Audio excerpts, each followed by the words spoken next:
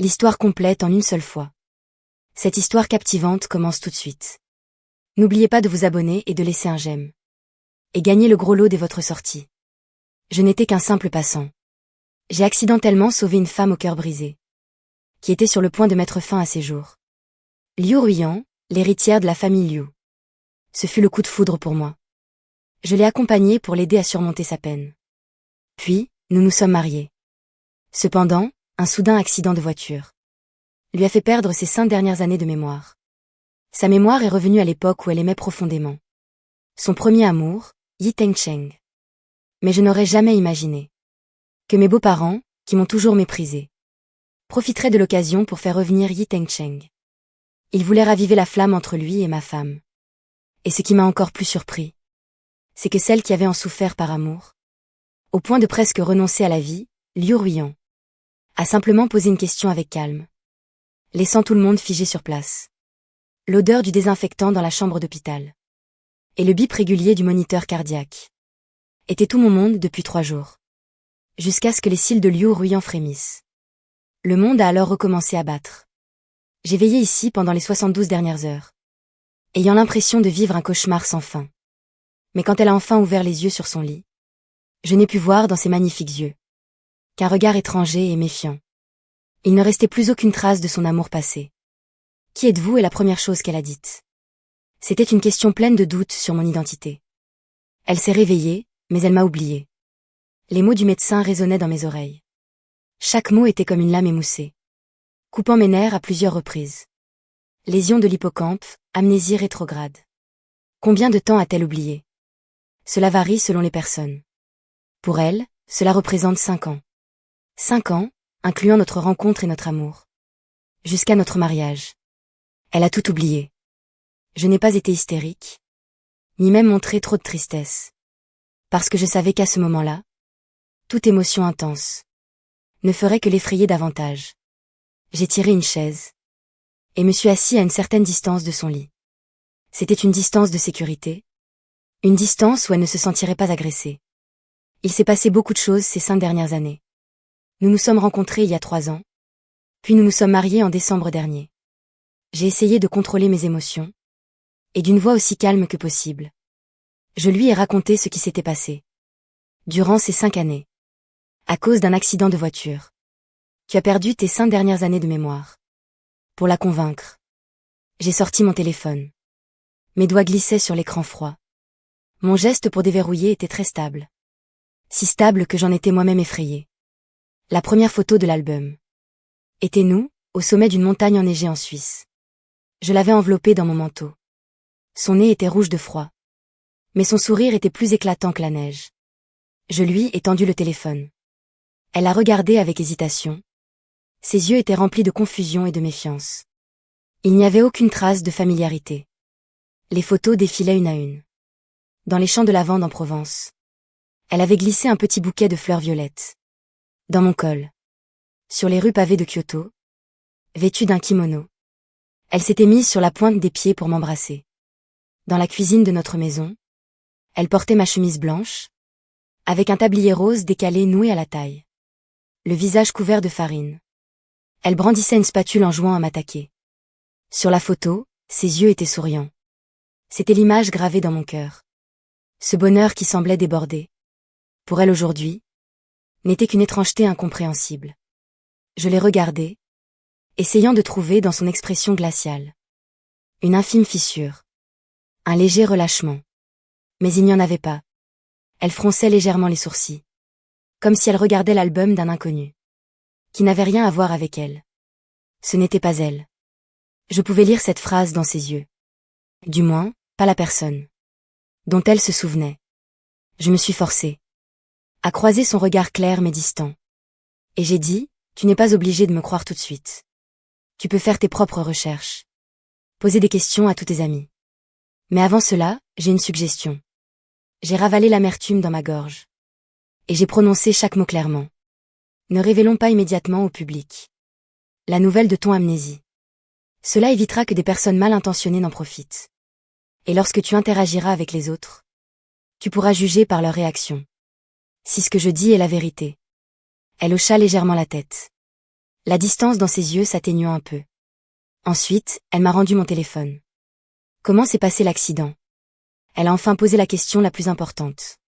Cette question était comme une clé, ouvrant la porte de mon calme apparent.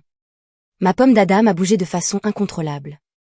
Dans ma poitrine, la lourde pierre qui était tombée à son réveil a été soulevée à nouveau, pesant lourdement sur mon cœur. Yepuva y sentir. Mes ongles s'enfonçaient profondément dans mes paumes. C'était pour me sauver. L'image de cet instant, le crissement des pneus sur le sol, la force avec laquelle elle m'a poussé, et le moment où elle est tombée, ses yeux perdant soudainement leur éclat. Tout cela a explosé dans ma tête à nouveau. Une voiture hors de contrôle a foncé sur nous et tu m'as poussé. À peine avais-je fini de parler, qu'un énorme fracas retentit. La porte de la chambre a été violemment ouverte, frappant durement contre le mur. Mais en voyant la personne qui entrait, mon sang s'est presque figé. C'était Yi Tengcheng, le premier amour de Ruyan. Celui qui l'avait plongé dans une dépression de 2 ans, à la suite de leur rupture douloureuse. Et en ce moment, Liu Ruyan, reculant de 5 ans en arrière, ni plus ni moins, était revenu exactement à ses 20 ans. L'époque où elle aimait Yi Tengcheng à la folie. En réalisant cela, tous les muscles de mon corps se sont tendus. Yi Tengcheng portait un trench coat beige bien taillé. Ses cheveux étaient légèrement humides, comme s'il avait couru sous la pluie. Son visage affichait une anxiété parfaitement dosée. Il a toujours su comment présenter son meilleur profil. Emballé dans le scénario le plus touchant. Je n'ai même pas eu besoin de me retourner. Pour sentir clairement que le corps rigide de méfiance derrière moi s'était détendu à cet instant précis. Ses yeux qui, pour moi, n'étaient plus qu'étrangers et froids, se sont illuminés instantanément en voyant Yi Tengcheng. Il y avait de la surprise dans cette lueur. De la joie. Et surtout cette passion folle qui m'était si familière et douloureuse. À ce moment-là, j'ai réalisé, avec une clarté cruelle, une vérité. Pour la Liu Ruyan d'aujourd'hui. Moi, Jiboda, j'étais un étranger qui devait faire ses preuves. Alors que Yi Tengcheng était gravé au fond de son âme. Une personne de confiance n'ayant besoin d'aucune preuve. Dès son entrée, Yi Tengcheng s'est précipité vers le lit. Sa voix tremblait, les yeux rougis. Dieu merci. Ruyan, tu es enfin réveillé. Je suis désolée, tout est de ma faute. Si je n'étais pas partie à l'étranger, si tu avais été à mes côtés, rien de tout cela ne serait arrivé. En disant cela, il tendit la main. Pour saisir la main droite de Ruyan posée sur la couverture. Sa comédie m'a presque fait rire de colère. Ma femme a perdu la mémoire. Cela ne te donne pas le droit d'en profiter.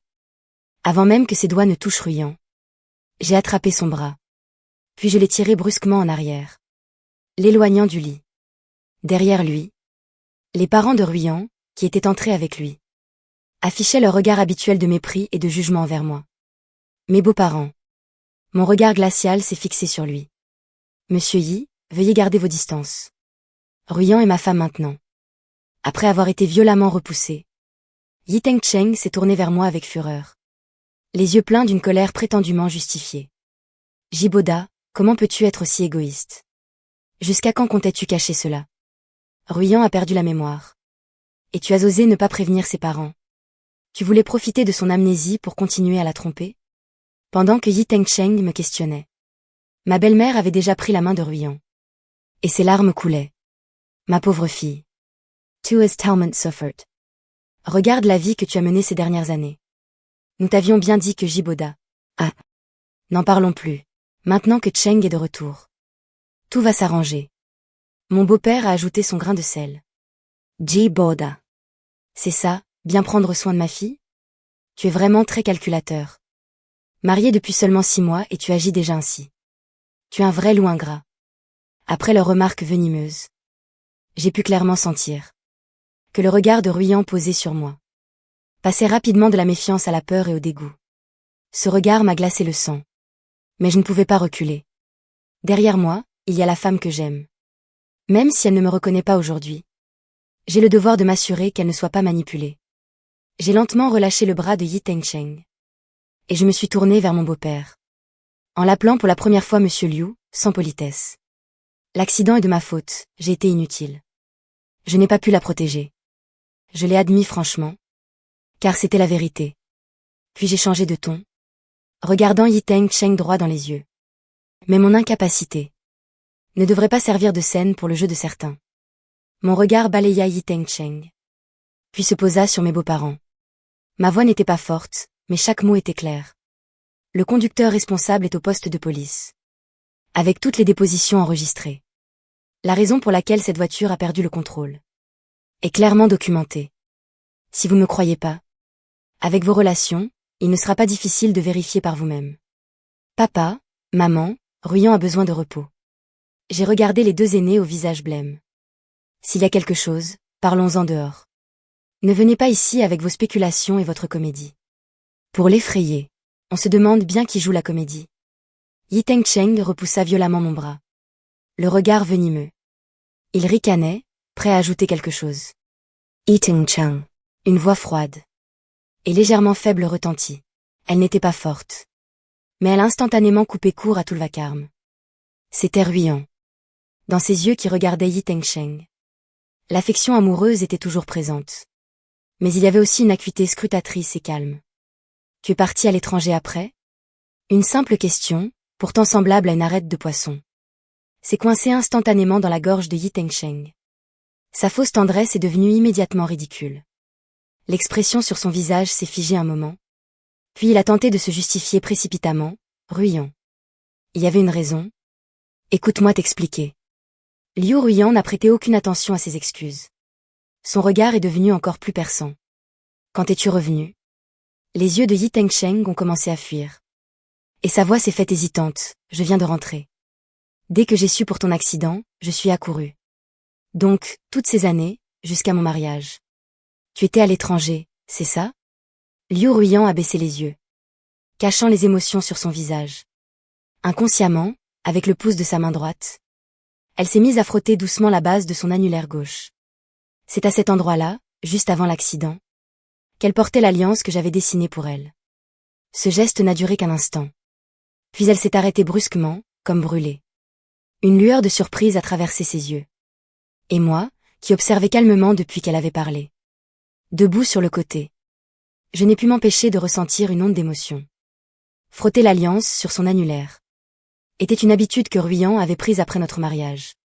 Le visage de Yi Teng-cheng s'est décomposé. Et dans sa précipitation, il a voulu s'approcher du lit.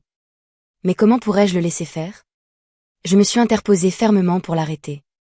Liu Ruyan a de nouveau relevé la tête, mais a délibérément évité le regard de Yi Teng-cheng. Ignorant ses vaines explications, elle a regardé ses parents droit dans les yeux. Mon mariage avec ce monsieur J, c'est vrai. N'est-ce pas? Sur le visage du père de Liu, une gêne indissimulable est apparue. Il a tout sauté avant de répondre à contre-cœur. C'est vrai, oui. Mais puisque tu es maintenant, Ruyan l'a interrompu sans hésitation. Je suis fatiguée, je veux me reposer un peu. Son regard s'est posé sur chaque personne dans la pièce. Moi y compris. Pourriez-vous tous sortir, s'il vous plaît?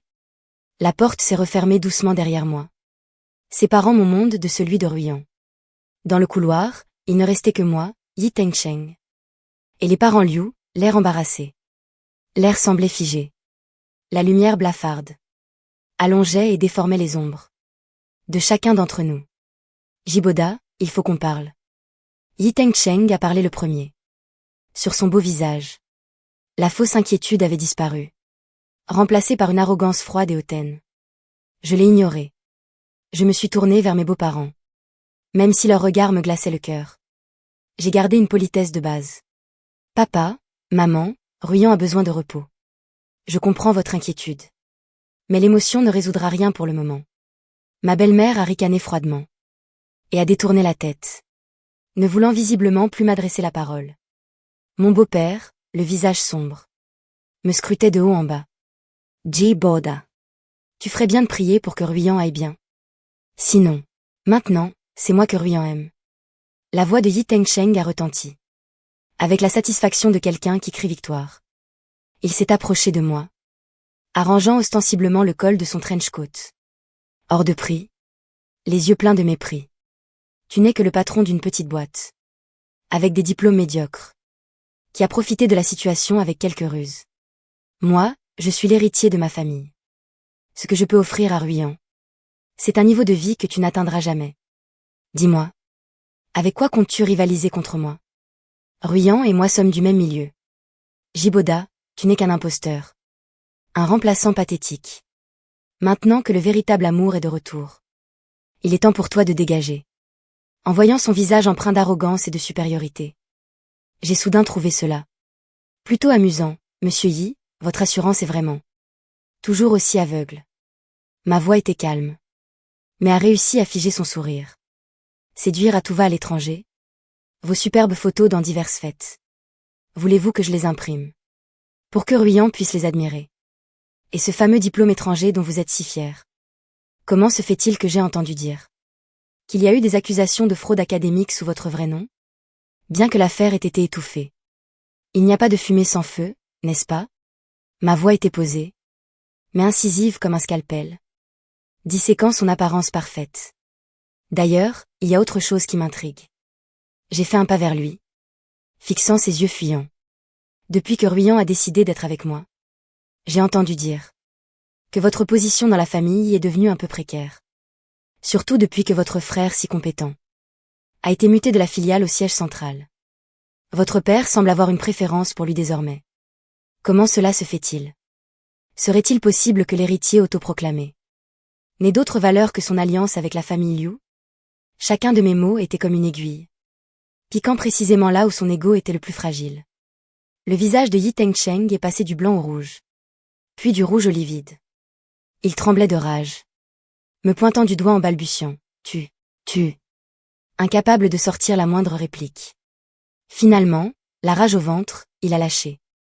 Tu ne perds rien pour attendre. Et sous les regards complexes de mes beaux-parents, il s'est détourné pitoyablement et parti à grands pas. Je ne lui ai plus accordé le moindre regard. Je me suis retournée pour retourner dans la chambre. Mais ma belle-mère m'a barré la route. Le visage tordu de dégoût. Qu'est-ce que tu veux faire là-dedans? Ma fille n'a-t-elle pas assez souffert par ta faute? Le beau-père ajouta d'un ton sec, Jiboda. Nous avons besoin de parler en privé avec Ruyan. Rentre chez toi pour le moment. À peine avait-il fini de parler que la porte s'est entr'ouverte. C'était Ruyan, s'appuyant contre le cadre. Son visage était encore pâle. Mais son regard était parfaitement lucide, Monsieur J. Elle m'a dit, votre entreprise vient de démarrer. Vous avez certainement beaucoup à faire. Allez travailler. Mes parents sont là, ça ira. Sa voix était dépourvue d'émotion, instaurant une distance que je ne pouvais contester. Je l'ai regardé, la gorge nouée. J'avais tant à lui dire, mais aucun mot ne voulait sortir. Finalement, j'ai simplement hoché la tête, d'accord. Repose-toi bien. Je me suis retournée pour partir. Mes pas lourds m'entraînant hors de l'hôpital. Le vent glacial de la nuit me frappait le visage. Mais je ne ressentais pas le froid. J'ai sorti mon téléphone et composé un numéro. Gardez un œil sur Yi Tengcheng de la famille. Il vient de rentrer au pays. Rapportez-moi tout ce qu'il fait. Dans les moindres détails. Après avoir raccroché, j'ai levé les yeux vers la fenêtre de Ruyan. Cette fenêtre éclairée de l'hôpital. Et je suis restée là un long moment. Le lendemain, quand je suis revenue avec un thermos, Yi Tengcheng était déjà là. L'air de la chambre embaumait le parfum sucré des roses. Yi Tengcheng tenait à la main un énorme bouquet de magnifiques roses ruches. Il essayait de l'offrir galamment à Ruyan. Sur la table de chevet se trouvaient plusieurs récipients visiblement très coûteux. Il portait le logo d'un chef privé de luxe. Je me suis approchée sans aucune expression. J'ai repoussé ces plats arrogants par terre, qui sont tombés avec un léger bruit sourd. Puis, j'ai posé mon thermos. Exactement à portée de main de Ruyan. Toute l'agitation dans la chambre a cessé. Le sourire de Yi Tengcheng s'est figé. Les visages de mes beaux-parents étaient gênés. Je ne leur ai prêté aucune attention. Je me suis penchée pour dire doucement à Ruyan. J'ai préparé une soupe de poisson. Bois-la pendant qu'elle est chaude. Le regard de Ruyan s'est finalement détourné du bouquet de roses pour se poser sur moi. Ses lèvres pâles ont bougé. Mais elle n'a pas jeté un regard à Yi Tengcheng, les fleurs sont trop voyantes. A-t-elle dit doucement. Enlève-les. Le visage de Yi Tengcheng est devenu très embarrassé. Ma belle-mère a tenté de rattraper le coup. Ruyan, Cheng les a préparées spécialement pour toi. Ne sont-elles pas belles?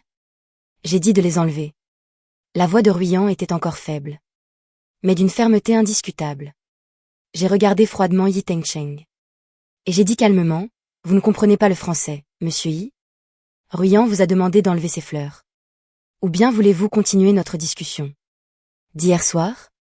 Yi Tengcheng est passé par toutes les couleurs. Finalement, sous le regard complice de mon beau-père. Il est sorti piteusement avec ses fleurs. L'air de la chambre s'était enfin purifié. Ruyant a alors relevé la tête. Pour regarder Yi Tengcheng, de retour, désemparée. Elle a observé en silence pendant un long moment, si longtemps que sur le front de Yi Tengcheng on perlait de fines gouttes de sueur.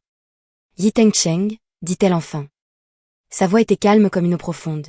Te voir me fait vraiment plaisir. J'ai autrefois chéri ce sentiment.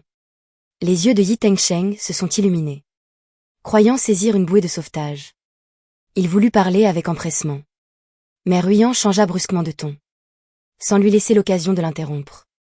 Mais c'est une chose. Quand je me suis réveillée et t'ai revue, je ressentais une étrange distance entre nous.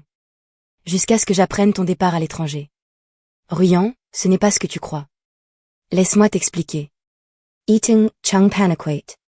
Tu ne peux pas, sous prétexte que tu m'aimes, m'empêcher de poursuivre mes études. M'empêcher de devenir quelqu'un de meilleur. C'est injuste. Il utilisait son discours habituel avec aisance. Ruyant a sedament surrey. Un sourire rempli d'une froide ironie. Je t'ai empêché de devenir quelqu'un de meilleur? Elle a levé les yeux. Son regard acéré comme un poignard. À tes yeux? Être à l'étranger? Obtenir un diplôme acheté avec l'argent de tes parents? Tout en faisant la fête avec de belles blondes. C'est ça devenir quelqu'un de meilleur? Tu as toujours dit que puisque je t'aimais, je devais te soutenir. Mais pendant que je te soutenais, tu ne semblais pas penser que m'être fidèle était de ton devoir. Ce que tu disais, c'est que mon amour me condamnait à payer. Pour tous tes caprices et excès? Yi Tengcheng est resté bouche bée. Son visage est passé du rouge au blanc, puis du blanc au livide. Des gouttes de sueur froide ont perlé sur son front. Ruyant, tout ça c'est du passé. C'est pourquoi nous sommes aussi une histoire du passé. Ruyant a calmement coupé court à ses vaines excuses. Yi Tengcheng s'est effondré. Il s'est avancé, la voix tremblante. Ruyant, donne-moi encore une chance, s'il te plaît. Juste une. J'ai alors avancé. Je me suis mis discrètement entre lui et le lit. Mon regard froid fixé sur lui. Mon action a immédiatement stoppé ses supplications. Le regard de Ruyant s'est détourné de son visage. Il s'est posé sur l'arbre dénudé par la fenêtre. Un regard vide. Yi Tengcheng, il n'y a plus aucune chance. J'aurais pu pardonner ta frivolité de jeunesse. Pardonner ton impulsivité. Parce que je croyais que l'on grandit toujours. Mais tu n'aurais pas dû franchir la limite. Une fois que les principes sont brisés, cela se répétera à l'infini. Et je n'ai ni l'envie, ni la force de pardonner encore et encore. Je pourrais vivre sans amour ni mariage. Mais je n'accepterai jamais un traître. Nice. Je déteste faire des compromis. Elle a ramené son regard, le regardant une dernière fois. L'amour qui y restait encore était désormais étouffé par une froideur absolue. J'avoue que je t'aime toujours. Mais à partir du moment où j'ai su que tu m'avais trahi, j'ai décidé de cesser de t'aimer. Yi Tengcheng a reculé de 2 pas, désemparé. Ses lèvres ont tremblé, mais il n'a pas pu prononcer un mot. Les visages de mes beaux-parents étaient atrocement livides. Ils voulaient dire quelque chose. Mais sous le regard clair et ferme de Ruyant, ils sont restés tout aussi silencieux. Le silence absolu s'est abattu sur la pièce.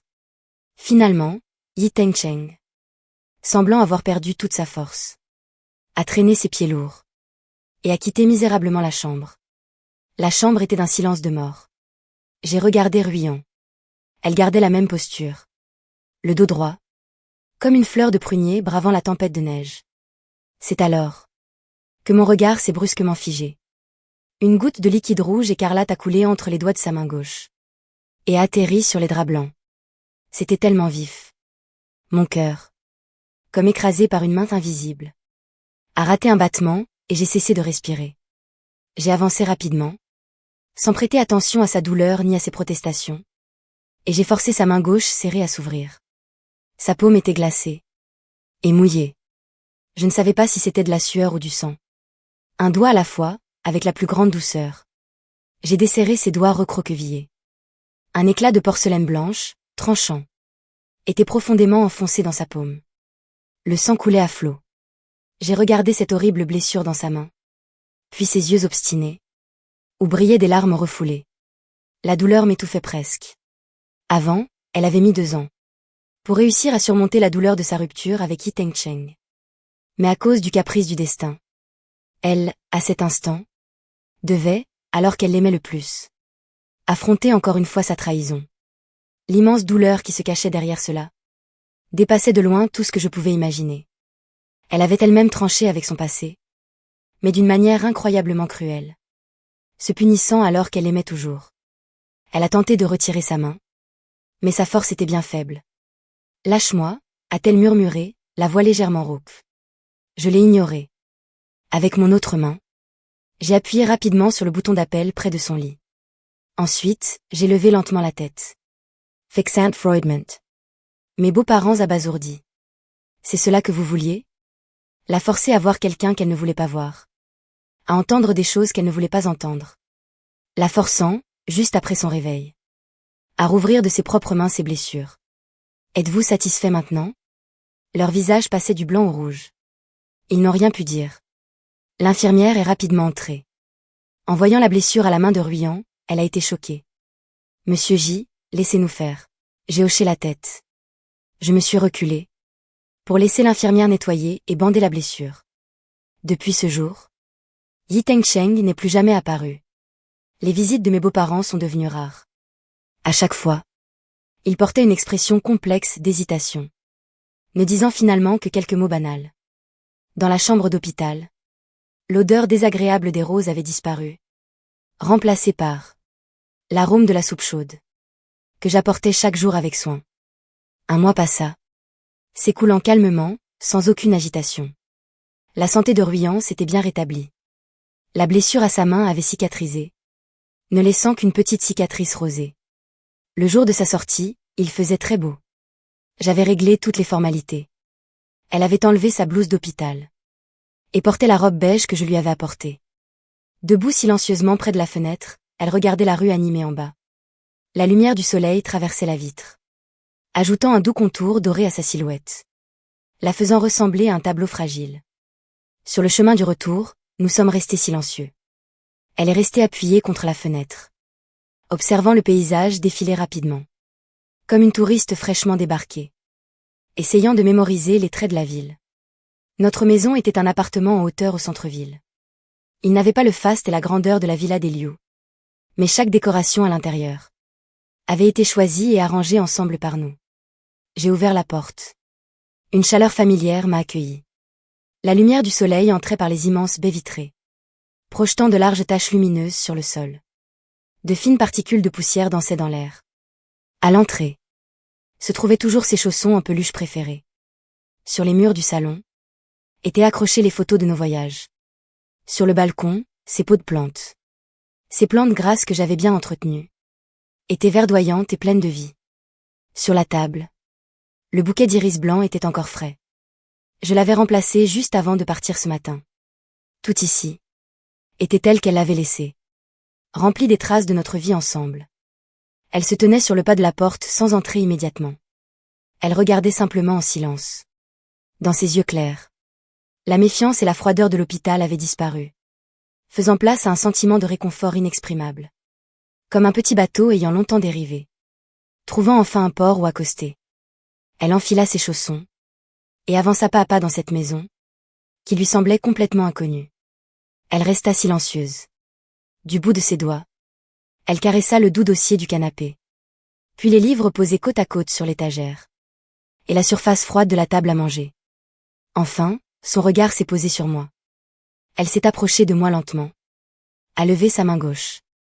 Sous la lumière du soleil, je pouvais voir clairement la légère marque, à la base de son annulaire. Inconsciemment, avec son pouce droit, elle caressait cet emplacement désormais vide. Où est ma bague? Sa voix était douce, mais telle une pierre, tombant dans le lac silencieux de mon cœur. Elle y créa des ondulations infinies. J'ai sorti un écrin en velours de ma poche. À l'intérieur, l'alliance que j'avais conçue pour elle. Reposite Paisablement. Les facettes du diamant renvoyaient de fins éclats lumineux. Je lui ai tendu la bague. Elle l'a prise, sans la moindre hésitation, et, Naturellement, elle a glissé à son annulaire gauche. La taille était parfaite. Comme si cette bague ne l'avait jamais quittée. Elle a levé la main, observant la bague retrouvée. Dans ses yeux, on pouvait lire un attachement et une familiarité. Qu'elle-même ne comprenait pas. Après un long moment, elle a baissé la main. Elle a levé la tête et m'a regardé calmement. Jiboda. Je suis désolée. J'ai été surpris un instant. Ce que j'ai dit à l'hôpital. Les paroles que j'ai adressées à Yi Tengcheng. Elle a baissé les yeux. Avec une fatigue imperceptible dans la voix. Elle t'était aussi destinée. Mon cœur semblait serré doucement par une main. Tu le sais. Je l'aime toujours profondément. Même si ma raison me dit qu'il n'en vaut pas la peine. L'habitude et l'instinct me font encore souffrir. Alors, je dois employer la méthode la plus dure pour tout couper. Parce que pour moi, en amour, il n'y a pas de seconde chance. Son regard s'est tourné vers la fenêtre, devenant lointain et triste. Comme mes parents, ils se sont mariés pour une alliance familiale. En public, ils forment un couple aimant. Mais en privé, chacun mène sa propre vie. Se trahissant et se tourmentant mutuellement. J'ai grandi en les voyant ainsi. C'est pourquoi je déteste faire des compromis. Elle a ramené son regard. Et m'a regardé de nouveau. Dans ses beaux yeux. Pour la première fois, on pouvait lire de la vulnérabilité et des regrets. Désolée. Une personne qui vient de tuer son propre amour de ses propres mains. Je ne ressens en ce moment que fatigue et engourdissement. Je me demande même si j'ai encore la capacité de tomber amoureuse de quelqu'un d'autre. C'est pourquoi je ne mérite absolument pas d'être ta femme. Si tu veux divorcer, j'accepte que les biens communs soient partagés comme si j'étais la partie fautive. Je n'y trouverai rien à redire. Ce sera une compensation pour tes sentiments blessés. Ma gorge sembla nouée. Je ne pouvais pas prononcer un seul mot. Je ne pouvais que la regarder. L'entendre parler d'une voix si calme. Dire des mots si cruels. Mettre son âme à nu devant moi. Elle a fait une pause. Comme pour me laisser le temps d'assimiler. Puis, elle a continué. Avec un ton de proposition. Mais si tu m'aimes encore et ne veux pas qu'on se sépare. Alors. Je dois assumer la responsabilité d'avoir déçu tes sentiments. Et assumer mon rôle de femme. Nous pourrions essayer de vivre ensemble pendant un an. Pendant cette année, nous vivrons comme de vrais époux. Si je retrouve la mémoire. Ou si je retombe amoureuse de toi. Nous continuerons ensemble. Si dans un an je suis toujours comme maintenant. Alors nous nous séparerons. Perdre une année, c'est la limite pour toi comme pour moi. Après quoi, chacun suivra son chemin. Nous vivrons chacun notre vie, sereinement. Elle m'avait laissé le choix total. Entre mes mains. En l'écoutant. Je ne ressentais aucune colère. Seulement une immense douleur pour elle. Une douleur pour ma femme bien-aimée. Celle qui avait mis 2 ans. Pour réussir à surmonter cet amour douloureux. Cette fille qui avait enfin réappris à aimer. Et qui, à cause d'un stupide accident, était forcée de revivre cette douleur, de marcher sur ses épines. D'une manière encore plus cruelle. J'ai fait un pas en avant. J'ai doucement pris sa main, celle avec la bague. Le bout de ses doigts était froid. D'accord. 1 an, ai-je répondu avec détermination. J'ai senti son corps. Se détendre imperceptiblement. Grâce à ma réponse. J'ai regardé dans ses yeux. Et j'ai prononcé chaque mot très clairement, mais ruyant. N'oublie pas que ce n'est pas de ta faute. Que ce soit dans le passé ou maintenant. Tu n'as rien fait de mal. Même cette perte de mémoire. C'est parce que tu as voulu me sauver. Alors ne dis pas que tu ne me mérites pas. Et ne t'excuse pas. C'est à moi de m'excuser. Parce que je n'ai pas su te protéger. J'ai pressé sa main froide contre ma joue. Avec la chaleur de mon corps, je l'ai réchauffé petit à petit. Tu ne dois te forcer à rien. Tu ne dois ressentir aucune pression. Sois juste toi-même, comme avant. Ma main chaude tenait ses doigts froids. Elle n'a pas retiré sa main. Elle s'est laissée docilement tenir la main. Dans cette docilité, il n'y avait pas d'amour. Seulement le calme d'un contrat accompli. Tout dans cette maison lui était étranger. Moi y compris. La nuit est tombée. En sortante la douce. Elle se tenait déjà devant la porte de la chambre principale. Portant la chemise de nuit en soie que j'avais préparée pour elle. Mais par-dessus, elle avait enfilé un manteau épais. Comme une armure de protection. Elle m'a regardé. Comme si elle attendait que je fasse le premier pas. Un silence lourd et tendu pesait dans l'air. Je savais ce qu'elle pensait. Dans son esprit. Accomplir son devoir conjugal. incluait probablement partager le même lit. Je n'ai rien dit.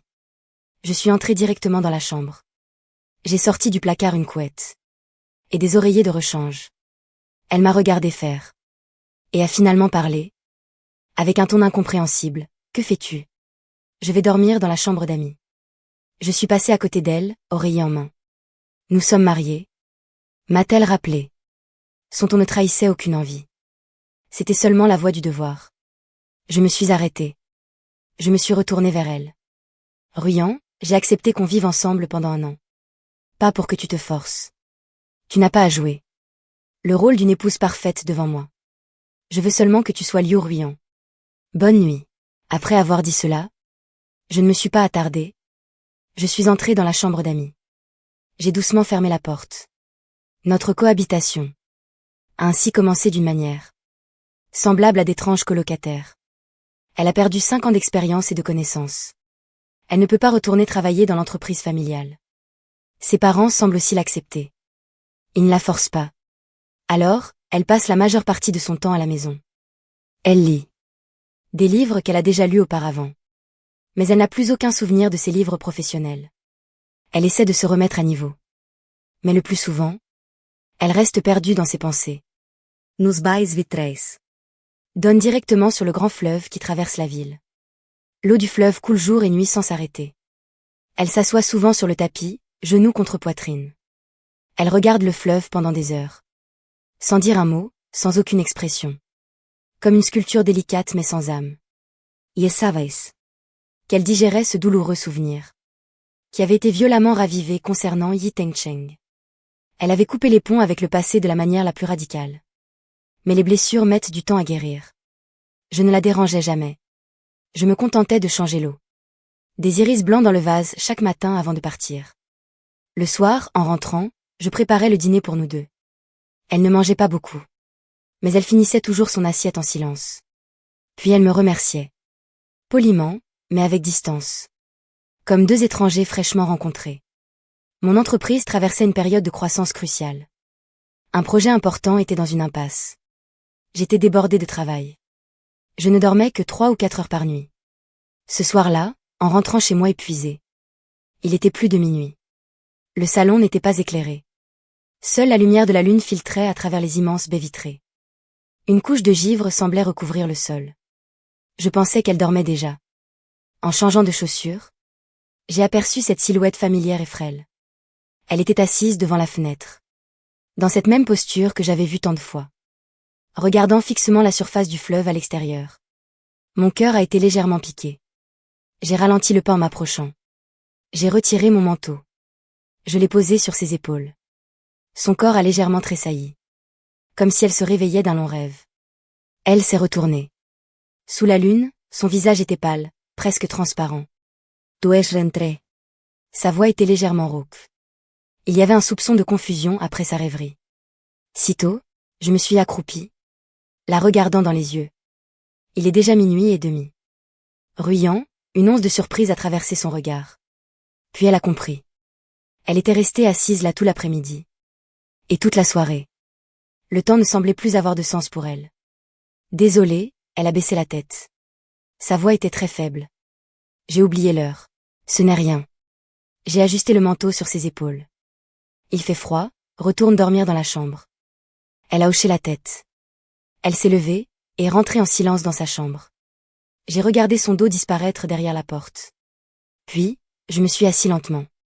À l'endroit où elle était, l'eau du fleuve sous la lune. Scintillate. Froide et silencieuse. Tout comme la distance entre nous deux. Un gouffre qui semblait impossible à franchir. Le lendemain, j'ai pris une décision. Je suis rentrée plus tôt. J'ai apporté beaucoup de dossiers dans mon bureau à la maison. Elle était un peu surprise en voyant cela. Tu vas travailler à la maison maintenant? J'ai expliqué calmement. La plupart des affaires de l'entreprise peuvent être gérées en ligne. Ça ne fait pas de grande différence. Elle est restée silencieuse un moment. Puis a murmuré, ce sera tout de même un peu gênant. Ce n'est qu'un détail. J'ai souri et lui ai tendu la main.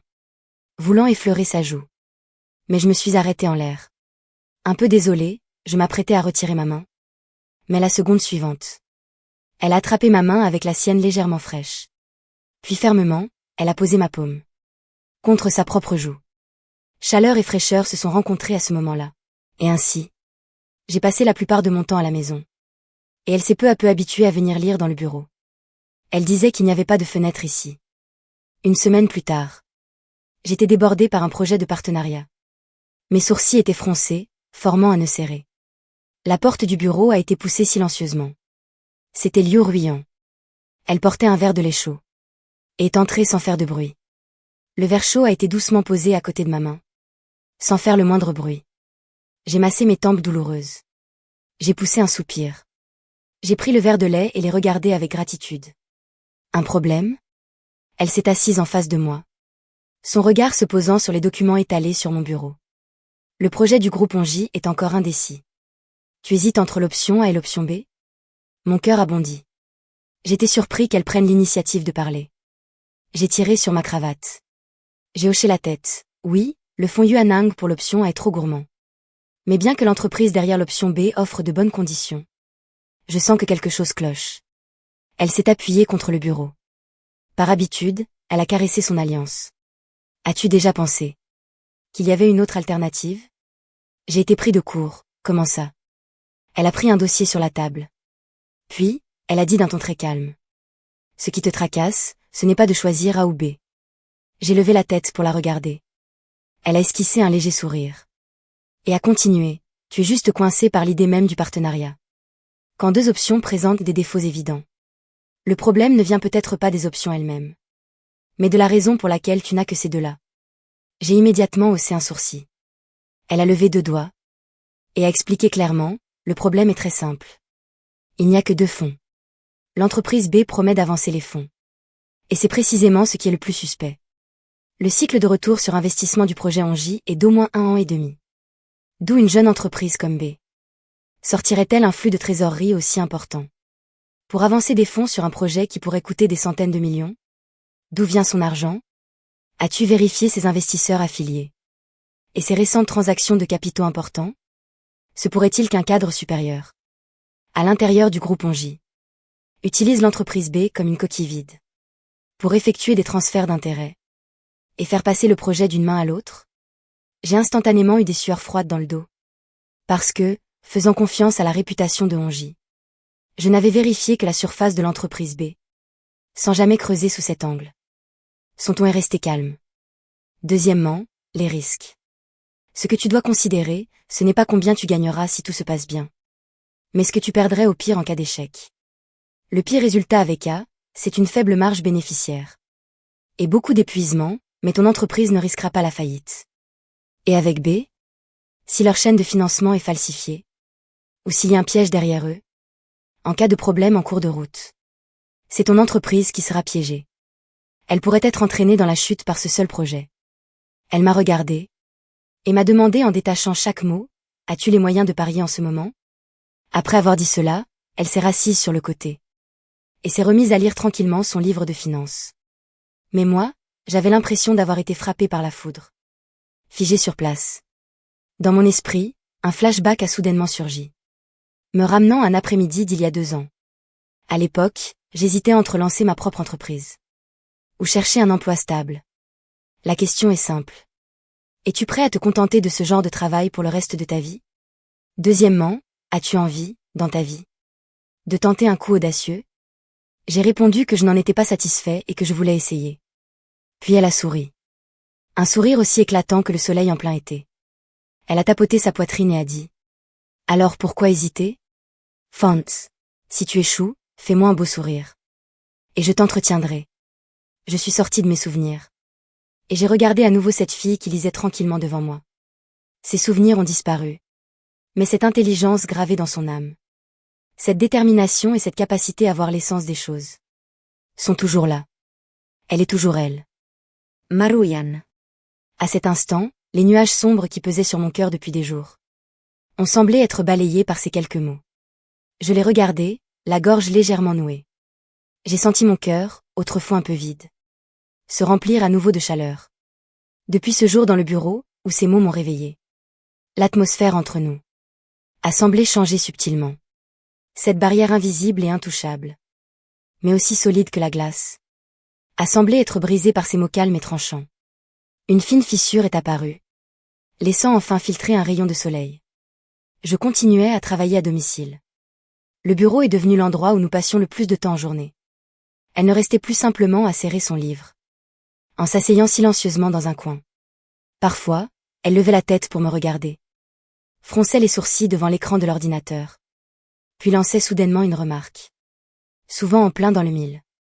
J'ai découvert que bien qu'elle ait oublié ces 5 années de connaissances et d'expériences accumulées, son instinct commercial inné et sa perspicacité étaient comme un instinct gravé au plus profond de son âme, qui n'avait jamais disparu. Et moi aussi, j'ai progressivement cessé de l'éviter. Face à une difficulté, je prenais l'initiative de lui demander conseil. J'étalais les rapports et les projets complexes devant elle. Elle les regardait très attentivement. Ses doigts fins glissaient sur ses données froides, les sourcils légèrement froncés, le regard concentré. Cette posture se confondait peu à peu avec l'allure ruyant de mes souvenirs, celle qui était si décisive dans le monde des affaires. Ensuite, nous avons commencé à avoir des échanges en dehors du travail. Elle me demandait des anecdotes sur l'entreprise. Et je lui racontais comment tel programmeur s'était arraché les cheveux à cause d'un bug. En écoutant, un sourire très discret se dessinait sur ses lèvres. Ce sourire était léger, presque imperceptible, mais suffisant pour faire battre mon cœur à tout rompre. Ce merci poli entre nous a disparu je ne sais quand. Il a été remplacé par une tasse de thé chaud qu'elle posait silencieusement près de moi, quand je travaillais tard dans la nuit, ou par sa silhouette s'approchant, quand je m'affairais dans la cuisine, essayant maladroitement de m'aider. Tout évoluait dans la bonne direction. Lentement, mais sûrement. Jusqu'à ce jour-là, où, grâce à ses conseils sur ce projet épineux de l'entreprise, j'ai trouvé la solution parfaite et réussi à signer le contrat. Quand je suis rentrée à la maison, mon cœur était plus léger que jamais. Après le dîner, elle n'est pas allée lire comme d'habitude. Elle s'est tenue devant ce mur couvert de nos photos et a regardé silencieusement. Son regard est passé des montagnes enneigées de Suisse aux champs de Provence, puis aux rues pavées de Kyoto. Enfin, il s'est arrêté sur notre cuisine. Sur cette photo où elle portait ma chemise blanche, le visage couvert de farine, brandissant sa spatule vers moi. Elle a regardé pendant très, très longtemps. Si longtemps que j'ai cru qu'elle était perdue dans ses pensées. Ji Boda. Elle a soudainement parlé. Dans sa voix, il y avait un ton que je n'avais jamais entendu. Un mélange de confusion et de solennité. Je me suis approchée d'elle, et si on sortait se promener? Mon cœur a raté un battement. Elle a tourné la tête pour me regarder. Dans ses yeux clairs, habituellement recouverts d'un léger voile, se riflettait clairement ma silhouette. J'aimerais aller voir ces endroits sur les photos. J'aimerais refaire le chemin que nous avons parcouru. Peut-être. Elle a fait une pause. Une lueur d'espoir a traversé ses yeux. Un espoir qu'elle-même n'avait peut-être pas remarqué. Peut-être que je me souviendrai. Ma gorge s'est serrée. Je n'ai pu que hocher vigoureusement la tête, d'accord. Notre première étape a été une boutique de fleurs. Elle n'était pas loin de chez nous. Juste au coin de la rue. La boutique n'était pas grande. Mais la décoration était très élégante. À l'entrée, il y avait toujours des bouquets frais. Depuis notre mariage, les iris blancs de la maison venaient toujours d'ici. J'ai poussé la porte en verre. Le carillon a émis un son clair. La propriétaire, une femme d'âge moyen très aimable, m'a souri dès qu'elle m'a vu. Monsieur J. Vous venez tôt aujourd'hui. Puis, son regard s'est posé sur Ruyan à mes côtés. Son sourire s'est élargi. Madame J est venue aussi. Vous allez mieux? On a entendu dire que vous étiez à l'hôpital récemment. Nous, vos vieux voisins, étions morts d'inquiétude. Le corps de Ruyan s'est légèrement raidi. Mais elle a quand même hoché poliment la tête. Tout va bien maintenant. Merci pour votre sollicitude. J'ai pris sa main légèrement fraîche. Et j'ai dit doucement, nous voudrions acheter un bouquet d'iris blanc. Très bien, comme d'habitude. La propriétaire a souri. Avec agilité, elle a commencé à choisir, à couper et à emballer. Le regard de Ruyan a été attiré par ces pétales d'un blanc pur. Sous la lumière du soleil, ce blanc était presque transparent, dégageant une pureté immaculée. Pourquoi des iris? M'a-t-elle demandé doucement. Comme si elle me posait la question, mais aussi comme si elle se la posait à elle-même. Mes pensées ont instantanément été ramenées à 3 ans en arrière. À ce soir-là, avec sa douce brise. À l'époque Je venais de trouver un petit boulot dans cette boutique. Apprenant maladroitement à préparer les fleurs. Elle, à ce moment-là, venait juste d'accepter de quitter ce pont qui la rendait si triste. Et marchait sans but avec moi. Dans les rues au crépuscule. Il y avait encore une mélancolie tenace entre ses sourcils. Mais elle acceptait déjà de me sourire un peu. Ce jour-là, nous sommes passés par hasard devant cette boutique. En regardant les fleurs colorées à l'intérieur. Je lui ai demandé sans réfléchir, « Quelles fleurs aimes-tu » Elle s'est arrêtée. Elle a tourné la tête pour me regarder. La lueur du soleil couchant illuminait son visage. Tintant ses cils d'or. Ses yeux se sont plissés en un sourire. C'était la première fois que je la voyais sourire de manière aussi éclatante. L'iris. Pourquoi ? L'ai-je interrogée. Elle a cligné des yeux avec malice. À cet instant, la mélancolie et le calme habituel avaient disparu. Il ne restait qu'une fille pleine de vie. L'iris, dans la mythologie grecque. C'est la messagère de l'arc-en-ciel. Arc-en-ciel ? J'étais perdue. C'est une devinette. A-t-elle dit en souriant. Avec une pointe de fierté dans la voix. Mais je l'ai rendue très facile. Devine quelle est la réponse à ma devinette. J'ai regardé ses yeux brillants. Ils étaient remplis d'une lueur étoilée. Et d'anticipation envers moi. Mon cœur s'est mis à battre à tout rompre à cet instant. Je n'ai pas trouvé la réponse ce jour-là. Je n'étais qu'un simple étudiant en ingénierie. La tête pleine de codes et de formules. N'arrivais vraiment pas à comprendre ce genre d'énigmes littéraires et romantiques. Gênée, je me suis gratté la tête. Qu'est-ce que c'est, un pont arc-en-ciel ? Le nom d'un dieu ? J'ai fait plein de propositions. Elle s'est contentée de sourire et de secouer la tête.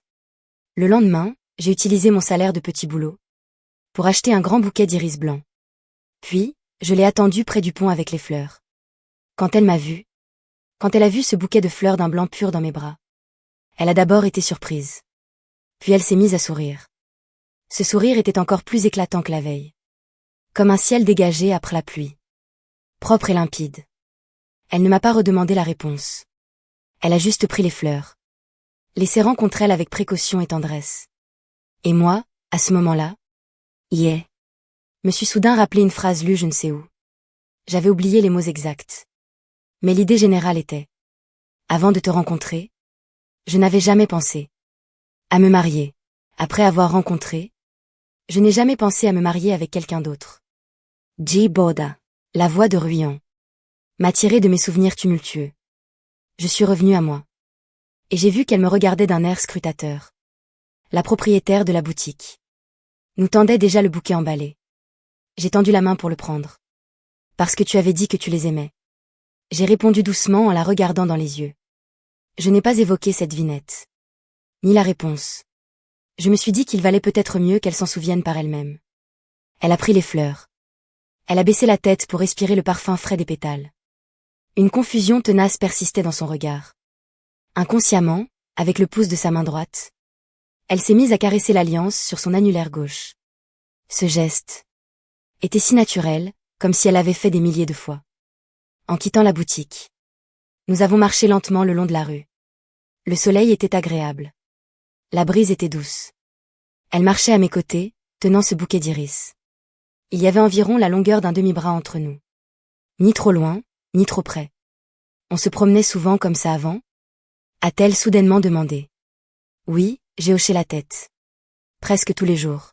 De quoi parlait-on ? On ne semble pas avoir beaucoup de sujets en commun. Elle était un peu perplexe. J'ai souri, c'est vrai. On n'avait pas beaucoup de sujets en commun. Je me souviens encore aujourd'hui. À quel point nos premières conversations étaient gênantes. C'était presque comme si on parlait juste pour ne pas se taire. Je lui parlais de l'architecture de von Neumann et de la machine de Turing. Elle n'y comprenait rien. Elle me parlait des accords de Bâle et de l'assouplissement quantitatif. J'avais l'impression d'entendre du chinois ancien. Je lui analysais avec enthousiasme la dernière situation géopolitique. Elle soulignait calmement les points de mon argumentation, qui étaient beaucoup trop naïfs. Parfois, elle m'expliquait des métaphores dans des œuvres littéraires, comme le mythe de Sisyphe de Camus, ou Cent ans de solitude de Marquez. En réalité, je ne comprenais pas grand-chose. Mais j'aimais écouter sa voix, claire et mélodieuse, comme une source fraîche coulant dans un ravin, qui apaisait instantanément toute mon agitation. J'aimais encore plus la regarder quand elle parlait. Elle était toujours si concentrée. Si seriese. Ces mots étaient remplis d'une acuité et d'une perspicacité qui lui étaient propres. Dans ses beaux yeux, brillait la lumière de la sagesse et de la réflexion. Il y avait une attirance à laquelle je ne pouvais pas résister. Je n'avais jamais rencontré une fille comme elle. Issue d'une famille riche, mais sans la moindre arrogance. D'une intelligence exceptionnelle, mais jamais hautaine. Elle était comme un faisceau de contradictions. À la fois lucide et clairvoyante sur le monde. Et dotée d'une bonté pure qui se révélait par moments. Cette contradiction lui donnait un charme fatal. Du moins, pour le jeune homme que j'étais, qui n'avait rien. Si ce n'est une fougue passionnée. Et des illusions irréalistes. C'était irrésistible. Au début, c'était juste par pure bienveillance. Je voulais juste jeter un œil à cette fille au cœur brisé. Qui errait toujours sur le pont. Mais je ne sais pas à partir de quand. Aller l'attendre près du pont chaque soir. Est devenue une habitude dont je ne pouvais plus me défaire. Mon habitude de marcher seule. Et de réfléchir. A été complètement remplacée par le désir d'échanger avec elle. On parlait de tout. J'ai dit à Ruyan à mes côtés, on parlait de ta finance. De mes lignes de code. De politique, d'histoire. Et aussi de littérature et de philosophie. Même si à l'époque, on ne comprenait pas vraiment le domaine de l'autre. Mais pour une raison inconnue, on arrivait à discuter indéfiniment. Elle m'écoutait, avec une pointe de surprise sur le visage. Vraiment, ça semble incroyable. Oui, je l'ai regardé. Le regard tendre. Je trouve aussi ça incroyable. Te rencontrer, c'était déjà en soi une chose incroyable. Nous sommes arrivés à un carrefour. Elle s'est soudainement arrêtée. Son regard s'est porté sur un café au coin de la rue. La décoration de ce café avait beaucoup de cachets. Des baies vitrées. Des tables et des chaises en bois de style vintage. Dégageant une atmosphère paisible. Ici, a-t-elle murmuré, j'ai l'impression d'y être déjà venue. Mon cœur s'est serré. Oui. Nous y sommes venus une fois. C'était quand nous étions déjà très proches. Un jour, lors d'une promenade, elle m'a emmenée ici. Elle m'a dit que c'était un endroit où elle venait souvent avant. Que le latte ici était authentique. Elle m'a commandé un latte. Et un americano pour elle. En réalité, je n'aimais pas beaucoup le café. Surtout le café noir amer. Mais je n'ai rien dit. Je l'ai juste regardée boire à petites gorgées. Si élégante, comme un tableau. Ce jour-là, elle a très peu parlé. Elle est juste restée assise silencieusement. Je pouvais sentir que cet endroit renfermait beaucoup de souvenirs d'elle et de Yi Tengcheng. Si elle m'a amenée ici, c'était peut-être une forme d'adieu silencieux. Je suis restée avec elle. Et j'ai bu en silence ce latte, qui était bien trop amer pour moi. Depuis ce jour, elle ne m'y a plus jamais emmenée. Plus tard, chaque fois qu'elle m'attendait près du pont, elle tenait une tasse de thé au lait chaud en plus. Parfois aux perles de tapioca. Parfois au taro. Toujours les saveurs que j'aimais. Elle ne disait rien. Et je ne demandais rien. Il y avait entre nous une compréhension qui se passait de mots. On n'y est allé qu'une seule fois. Ruyan a ramené son regard vers moi. Oui, une seule fois. Mais pourquoi? Je l'ai regardé, j'ai hésité un instant.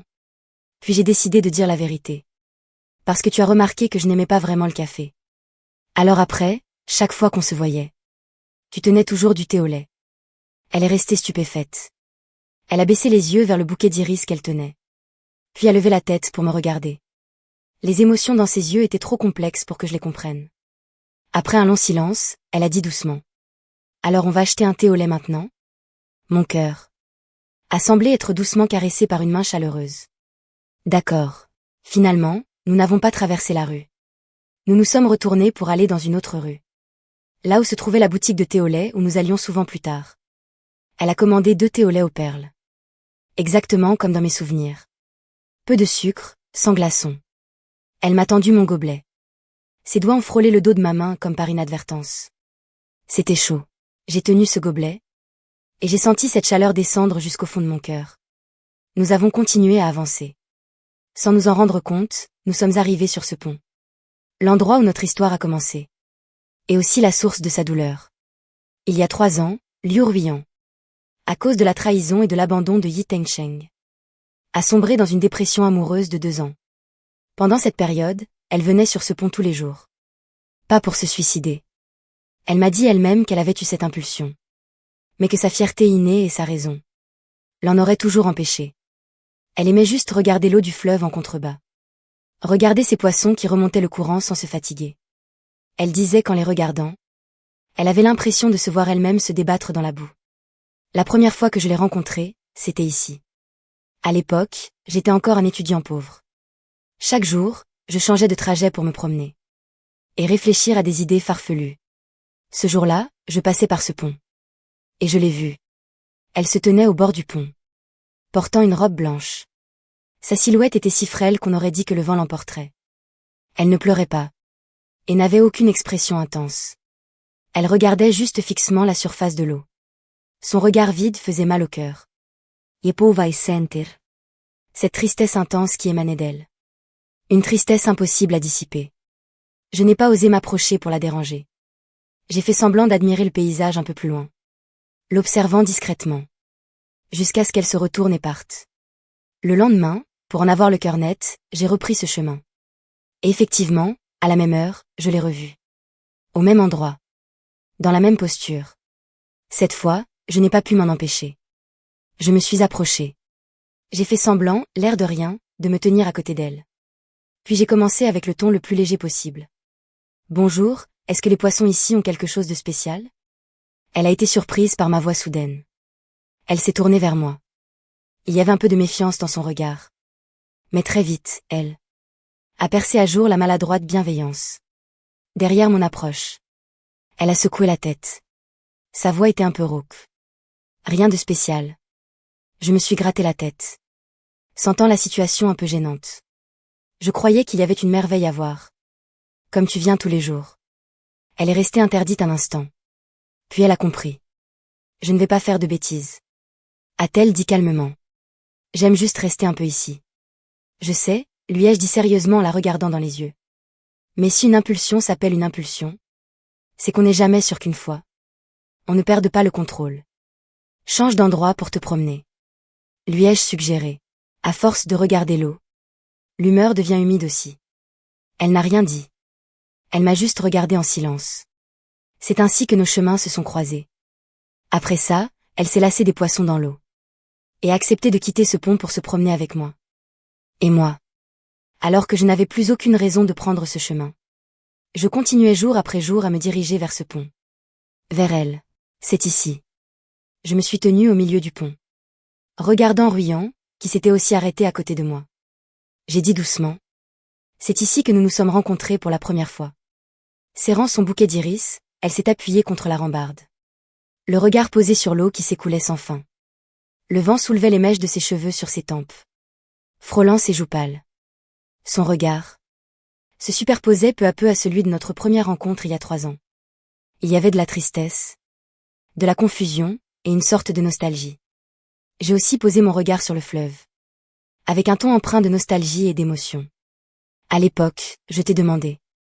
Est-ce que les poissons ici ont quelque chose de spécial? Tu m'as répondu qu'ils n'avaient rien de spécial. Elle a soudainement pris la parole pour m'interrompre. Mon cœur s'est violemment serré. J'ai tourné brusquement la tête. La fixant intensement. Le temps a semblé s'arrêter à cet instant. Le vacarme de la rue autour de nous est devenu un décor silencieux. Il ne restait qu'elle dans mon monde. Enfin, elle a lentement tourné la tête pour me regarder. Ses yeux étaient devenus rouges je ne sais quand. Une fine couche de larmes troublait ses beaux yeux, rendant sa vue floue. Mais je savais qu'elle faisait des efforts pour me voir clairement. Une larme est tombée sans prévenir. Du coin de son œil, coulant le long de sa joue lisse, et s'écrasant sur le bouquet d'iris d'un blanc pur. Puis elle a souri. Ce sourire mêlé de larmes était aussi éclatant qu'un arc-en-ciel après la pluie. Elle a ouvert la bouche. Et d'une voix larmoyante, mais incroyablement claire. Incroyablement familière, elle m'a appelé doucement, Boda. Ce nom, que nous n'utilisions que dans nos moments les plus intimes. C'était comme un coup de tonnerre explosant dans ma tête. Mon corps s'est figé. La seconde suivante. Elle a lâché les fleurs qu'elle tenait. Le bouquet d'iris blanc s'est éparpillé sur le sol. Sans se soucier de rien. De toutes ses forces, elle s'est jetée dans mes bras. Elle m'a serré fort. Comme si elle voulait fusionner avec moi. Je pouvais sentir ses larmes chaudes. Mouiller rapidement la chemise sur ma poitrine. Son corps tremblait légèrement dans mes bras. Je me suis souvenu. Sa voix, enfouie dans ma poitrine, était étouffée mais chaque mot était distinct. Boda. Je me suis souvenu de tout. Je me suis souvenu de l'énigme. Je me suis souvenu que tu tenais un grand bouquet d'iris blancs, debout sur le pont comme un idiot, à m'attendre. Je me suis souvenu que même si tu n'aimais pas le café, tu as bu une tasse entière de ta mère avec moi. Je me suis souvenu de ton regard concentré et admiratif, quand tu m'écoutais parler d'ennuyeuses théories financières. Je me suis souvenu de la chaleur brûlante de ta paume, la première fois que tu as pris ma main. Je me suis souvenu de la façon dont, devant moi, tu es passé d'un garçon timide et inexpérimenté, pour grandir peu à peu et devenir un homme capable de me protéger des tempêtes. Je me suis souvenu de nos combats, de nos voyages, comment nous avons transformé cet appartement vide, pour en faire un endroit que l'on appelle notre maison. Je me suis souvenu de tout. Pardon, Boda. Pardon. Pardon. Elle pleurait à chaudes larmes dans mes bras. Et moi, après un instant de joie et de stupeur intense, mon cœur a été submergé par une immense et tumultueuse vague d'émotion et de tendresse, qui m'a complètement noyé. J'ai resserré mon étreinte, serrant son corps frêle encore plus fort contre moi. J'ai baissé la tête. J'ai posé mon menton sur ses cheveux. J'ai fermé les yeux, pour retenir les larmes brûlantes qui me montaient aux yeux. Ce n'est rien. Ma voix était terriblement rauque, tout est passé. L'essentiel, c'est que tu sois de retour. Oui, ma fille est enfin de retour. Avec nos 5 années de souvenirs. Unique et précieux, elle est revenue à mes côtés. Bien qu'il y ait eu des épreuves, tout a fini par s'arranger. Tout comme l'arc-en-ciel apparaît toujours après la pluie. Point de vue de Liu Ruiyan. Les 2 années qui ont suivi ma rupture avec Yi Tengcheng. Mon monde était gris. J'allais tous les jours sur ce grand pont. Ce n'était pas pour mourir. C'était juste pour regarder le fleuve. Le monde sous l'eau m'attirait beaucoup. Mais je ne me permettais pas de renoncer à la vie pour une relation ratée. Yi Tengcheng, il n'en valait pas la peine. Jusqu'au jour où une voix un peu inexpérimentée a résonné à mon oreille. Bonjour, est-ce que les poissons ici ont quelque chose de spécial? J'ai été effrayée. Je me suis retournée et j'ai vu un grand garçon mince. Il portait un simple t-shirt blanc et un jean, avec un sac à dos. Il avait l'air d'un étudiant d'une université du coin. Son regard était très pur, portant une bienveillance prudente, qui a réussi à adoucir un peu mon cœur hérissé d'épines à cause de ma rupture. J'ai secoué la tête. Ma voix était un peu rauque, car je n'avais pas parlé depuis longtemps. Rien de spécial. Il semblait un peu gêné. Il s'est gratté la tête. Je croyais qu'il y avait une merveille à voir. Comme tu viens tous les jours. J'ai tout de suite compris son intention de m'aborder. Ça m'a fait un peu sourire, et chaud au cœur. Je ne vais pas faire de bêtises. Lui ai-je garanti. Je sais. M'a-t-il dit très sérieusement en me regardant dans les yeux. Mais si une impulsion s'appelle une impulsion, c'est qu'on n'est jamais sûr qu'une fois. On ne perde pas le contrôle. Change d'endroit pour te promener. À force de regarder l'eau, l'humeur devient humide aussi. Je ne l'ai pas contredit. J'ai juste raconté n'importe comment. Quelques fables sur les poissons. Et voilà qu'il s'est mis à discuter avec moi de l'évolution des poissons et des espèces locales de ce fleuve. Je lui ai demandé en souriant s'il étudiait la biologie. Il a dit qu'il étudiait l'informatique. Que la biologie n'était qu'un passe-temps. Ensuite, il s'est fait tard. Je lui ai dit brièvement au revoir et je suis partie. Sur le chemin du retour, je me suis soudainement dit, est-ce qu'il oserait revenir demain? La réponse était oui. Après ce jour, il est vraiment venu tous les jours. Nous avons commencé à discuter. Même si la plupart du temps, c'était très gênant. Il me parlait de l'architecture de von Neumann, de la machine de Turing. Et analysait l'architecture de bas niveau du matériel. Je voyais bien qu'il ne voulait pas vraiment parler de ça. C'est juste qu'il ne savait probablement pas comment continuer la conversation avec moi, une étrangère, qu'il avait rencontrée par hasard. Je n'y comprenais rien. Mais bizarrement, j'arrivais à l'écouter. Peut-être que par rapport au bruit monotone du fleuve en bas, même ces conversations forcées étaient beaucoup plus intéressantes. En le voyant transpirer pour trouver des sujets de conversation. Je ne sais pas pourquoi, j'ai eu envie de m'amuser un peu. Je n'avais pas envie d'utiliser les codes sociaux habituels pour prendre en main le rythme de la discussion. Au contraire, j'ai commencé à raconter n'importe quoi moi aussi. Je lui parlais des accords de Bâle et de l'assouplissement quantitatif. J'analysais l'impact des politiques macroéconomiques sur le marché. J'appréciais le fait que, même complètement perdu, il s'efforçait de trouver dans mes paroles des moments pour s'exclamer « Waouh ! Ah ! je vois. Et puis, face à mes questions, il était encore plus perdu. Je trouvais ça vraiment amusant. Alors, petit à petit, la première chose à laquelle je pensais en allant sur le pont, ce n'était plus les poissons. Mais c'était lui, que j'allais croiser par hasard chaque jour. Je ne sais pas depuis quand. Mon cœur, déjà flétri, a recommencé à vivre grâce à sa présence. Il s'appelait Jiboda. Un nom ordinaire. Mais comme une pierre. Jetée dans le lac mort de mon cœur. Créant des ondulations. J'ai commencé à trouver que ses yeux, qui essayaient de paraître mondains, mais qui étaient en fait si purs et sincères, étaient plutôt mignons. Beaucoup plus mignons que ceux de Yi Tengcheng. Et ce qui m'a procuré une joie secrète inexplicable, c'est que je sentais qu'il était aussi attiré par moi. Il m'avait dit plus d'une fois qu'il n'avait jamais rencontré de fille comme moi. Il disait que mes paroles étaient pleines de force et de clairvoyance, et qu'il me trouvait impressionnante. Ça m'a fait rire intérieurement. Je savais que ce n'étaient pas des mots d'amour. Il n'était pas assez effronté pour dire des mots d'amour de manière aussi naturelle sans rougir. Mais ce sont précisément ces mots-là, qui n'étaient pas des mots d'amour mais qui en valaient bien plus, qui touchaient le plus mon cœur. Finalement un jour, je me suis lassée de regarder les poissons sous le pont. J'ai décidé de quitter ce pont et d'aller marcher ailleurs. Ce soir-là, j'étais toujours près du pont. Mais pas pour regarder le fleuve, pour l'attendre. Il est venu comme prévu. Me voyant debout au bord de la route, il a été un peu surpris. Je lui ai souri. Et j'ai commencé à marcher. Il a été pris de court un instant. Puis il m'a tout de suite suivi. Marchant à mes côtés. Nous n'avons rien dit. Mais c'était comme si tout avait été dit. À partir de ce jour-là, par un accord tacite, notre routine est devenue de nous promener ensemble chaque soir. Il n'avait plus aucune raison de me surveiller pour m'empêcher de me suicider. Et je pouvais très bien marcher seule. Mais nous ne pouvions pas nous empêcher de nous diriger vers ce pont. L'un vers l'autre. Nous avons parcouru de nombreuses rues de cette ville. Parlant de tout et de rien. Sans but précis. Une fois, je l'ai emmené. Dans un café que j'aimais beaucoup autrefois. Mais où je n'étais pas allée depuis longtemps. C'était un lieu de souvenir entre moi et Yi Tengcheng. Je lui ai commandé un latte, et pour moi, un americano. Je l'ai regardé prendre sa tasse. Et froncer légèrement les sourcils face à l'arôme corsé. C'est ainsi que j'ai su qu'il n'aimait pas le café. Surtout pas quand il était amer. Mais il n'a rien dit. Il est juste resté avec moi. Et a bu silencieusement ce liquide. Qui était bien trop amer pour lui. Depuis ce jour, je ne l'ai plus jamais emmené là-bas.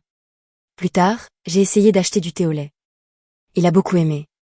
Et j'ai beaucoup aimé aussi. Entre nous, une compréhension muette grandissait doucement. Plus tard, pour gagner un peu d'argent, il a trouvé un petit boulot dans une boutique de fleurs au coin de la rue. À cette époque, il sentait toujours un léger parfum floral, mêlé à l'odeur du soleil. Ça sentait très bon. Lors d'une promenade, il m'a soudainement demandé « Quelles fleurs aimes-tu » La lueur du soleil couchant brillait sur le fleuve. Et aussi sur son visage, teintant ses cheveux doux d'un or chaleureux. Je l'ai regardé. J'ai soudainement eu envie de le taquiner. J'ai plissé les yeux, souriant comme un chat qui a volé du poisson. L'iris. Pourquoi ? A-t-il demandé. Parce que l'iris, j'ai fait exprès d'étirer ma phrase. Le voir tout perplexe. C'était vraiment trop amusant. Dans la mythologie grecque, c'est la messagère de l'arc-en-ciel. L'arc-en-ciel ? Il était encore plus perdu. C'est une devinette. J'ai cligné des yeux avec malice. Mais je l'ai rendu très facile. Devine quelle est la réponse à ma devinette. J'ai regardé ses yeux brillants, remplis de curiosité à mon égard, et d'une fascination imperceptible. Mon cœur s'est mis à battre à tout rompre à cet instant. Quelle est la réponse ? La réponse, c'est toi. C'est que tu es mon arc-en-ciel. Celui que j'ai eu tellement de chance de rencontrer après cette grosse tempête. La réponse, c'est Jiboda. Je crois que je suis tombée amoureuse de toi. Bien sûr, je n'ai pas dit tout cela à voix haute. Je l'ai juste regardé. En espérant qu'il puisse comprendre les sentiments cachés dans ma devinette. Il n'a pas trouvé la réponse. Lui, avec sa tête remplie de codes et de formules. Ce pur esprit logique, n'arrivait vraiment pas à comprendre. Ses détours littéraires et romantiques. Il s'est gratté la tête, embarrassé, et a proposé le pont arc-en-ciel. Puis l'arc-en-ciel après la tempête. Je n'ai pu que sourire et secouer la tête à chaque fois. Le lendemain, je suis allée l'attendre près du pont comme d'habitude. De loin, Je l'ai aperçu. Dans ses bras, il tenait un énorme bouquet d'iris d'un blanc pur.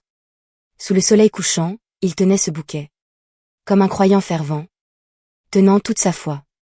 Mes pas se sont arrêtés à cet instant. Mon cœur a été frappé. Par une immense et douce force. Il n'avait pas deviné la réponse. Mais il m'a donné une réponse encore plus touchante que la solution elle-même. Il s'est approché de moi et m'a tendu le bouquet. Les joues légèrement rouges. Je n'ai toujours pas trouvé. Mais je me suis dit que si je t'offrais ce que tu aimes, je ne pouvais pas me tromper. J'ai pris le bouquet. Les pétales portaient encore la rosée du matin. Leur parfum frais m'a instantanément enveloppé. J'ai baissé la tête. Utilisant le bouquet pour cacher mes yeux rougissants qui me trahissaient. Puis, j'ai levé la tête. Et je lui ai offert un sourire éclatant. Ce bouquet d'iris. Je l'ai mis dans le vase en porcelaine blanche. Le plus en vue du salon. À partir de ce jour-là, notre relation a fait un bond qualitatif. Il a commencé à être de plus en plus présent dans mon monde. Nous mangions ensemble. Nous regardions des films ensemble. Nous nous blottissions sur le canapé. Pour parler de sujets inépuisables. J'ai commencé à lui apprendre des notions de commerce. Il apprenait très vite. Sa capacité à déduire des choses me surprenait moi-même.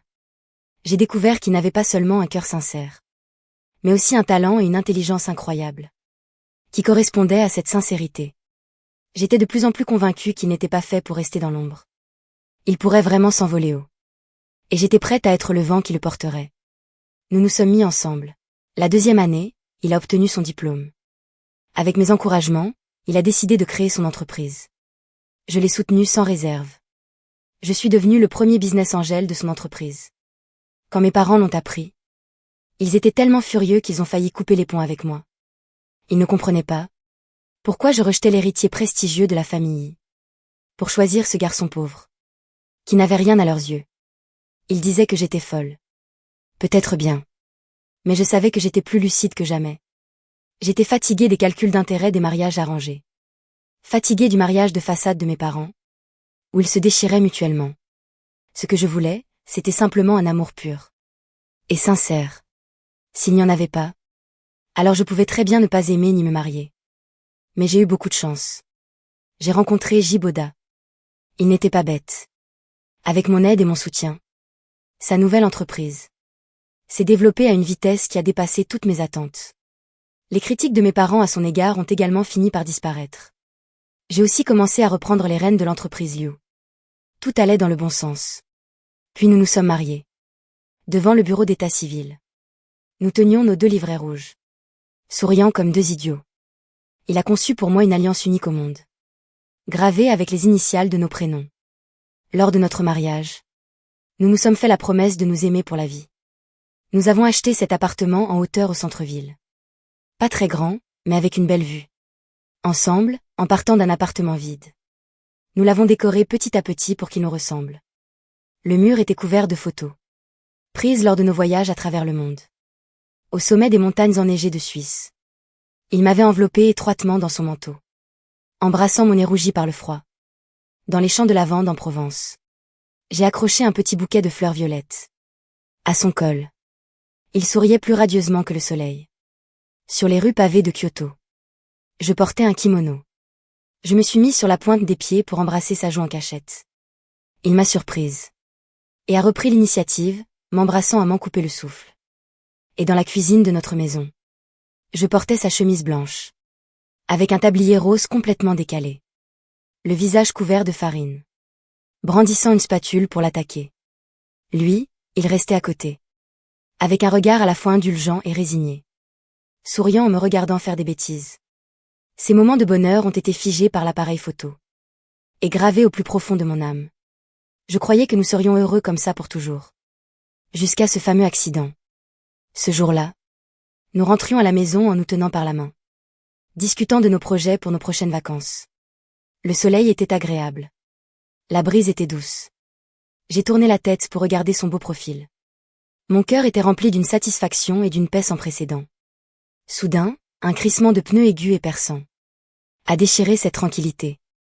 J'ai tourné la tête par réflexe. Une voiture noire, comme une bête féroce devenue folle, fonçait vers nous, hors de contrôle. Dans la direction de Jiboda. Le temps a semblé ralentir à l'infini à cet instant. Mon esprit s'est vidé. Toute rationalité, toute réflexion a disparu instantanément. Je n'avais qu'une seule pensée, il ne doit rien lui arriver. Je n'ai presque pas hésité une seconde. J'ai utilisé toutes les forces de mon corps pour le pousser violemment sur le côté. Bang! Le choc d'une violence inouïe m'a frappé. J'ai vu son visage, qui s'est instantanément rempli de terreur et de désespoir. J'ai vu sa main tendue vers moi en vain. Le monde a rapidement perdu ses couleurs devant mes yeux, plongeant dans des ténèbres sans fin. Boda, je svițele. On dirait que je ne pourrais pas continuer le chemin avec toi.